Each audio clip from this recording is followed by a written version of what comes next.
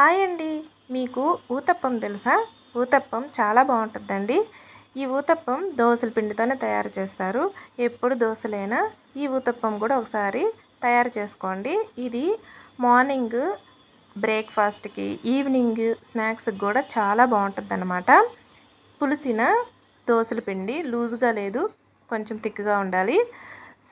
సరిపడా సాల్ట్, జీలకర్ర, పచ్చిమిర్చి, కొత్తిమీర, కరివేపాకు, ఆనియన్స్ వీలైనంత సన్న ముక్కలుగా కట్ చేసి బాగా కలిపి వేడైన దోసల పెనం మీద ఆయిల్ స్ప్రెడ్ చేసి 2 గరిటెల పిండి వేసుకోవాలి. మందంగా వేసుకోవాలి. హాఫ్ స్పూను ఆయిల్ కూడా వేసి మూత పెట్టి కాలనివ్వాలి మీడియం ఫ్లేమ్లో. మరోవైపు కూడా తిప్పి కాల్చుకుందాం. కాలిన తర్వాత పల్లీ చట్నీతో సర్వ్ చేసుకోవడమే. Thank you for watching. Please subscribe చేసుకోండి.